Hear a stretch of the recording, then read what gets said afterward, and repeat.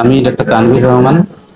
আমি কর্মরত আছি সিকিডি অ্যান্ড ইউরোলজি হাসপাতাল শ্যামলীতে সিনিয়র কনসালটেন্ট হিসেবে। আজ আমরা কথা বলবো কিডনির সিম্পল 3টা টেস্ট, যেটার মাধ্যমে আমরা জানতে পারবো যে একটা লোকের কিডনির সমস্যা আছে কিনা। এই 3টা টেস্ট খুবই গুরুত্বপূর্ণ এবং এই 3টা টেস্ট এতটাই অ্যাভেলেবেল যে যে কোনো ডায়াগনস্টিক সেন্টারে যে আমরা এটা করলেই জানতে পারবো যে তার কিডনি রোগ আছে কিনা। এর মধ্যে প্রথম যে টেস্টটা সেটা হচ্ছে সেরাম ক্রিয়েটিনিন। এই সেরাম ক্রিয়েটিনিনে যদি ক্রিয়েটিনের ভ্যালুটা যদি নর্মাল রেঞ্জের চেয়ে বেশি আসে, তাহলে আমরা ধরে নিতে পারি যে তার কোনো রকম কিডনি রোগ থাকতে পারে।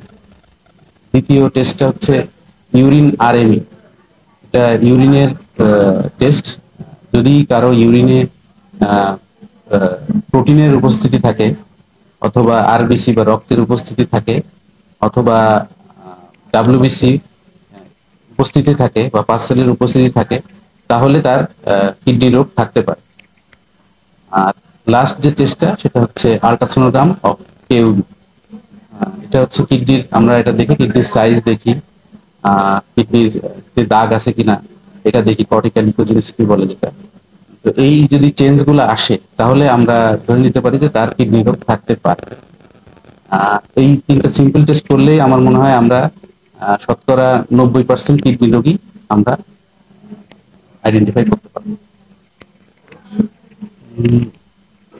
এর মধ্যে ইউরিন আরএমই সাধারণত 200 থেকে 250 টাকার মধ্যেই মোটামুটি সবগুলো ডায়াগনস্টিক সেন্টারেই হয়।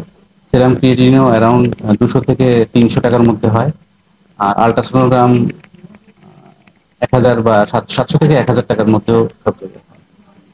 মোটামুটি 1100 থেকে 1500 টাকার মধ্যেই সবগুলো টেস্ট হয়ে যাবে।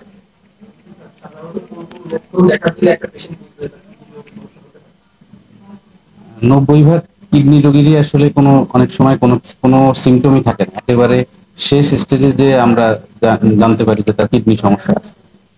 তো তার মধ্যেও যদি কারো যদি দেখা যায় যে ডায়াবেটিস থাকে, প্রেশার থাকে, এবং এই সমস্ত রোগীর যদি পা ফোলা থাকে, খাবারের অরুচি থাকে, বমি থাকে, শ্বাসকষ্ট থাকে, এই ধরনের যদি সিমটম থাকে, তাহলে আমরা ধরতে পারি যে তার কিডনি রোগ থাকতে পারে।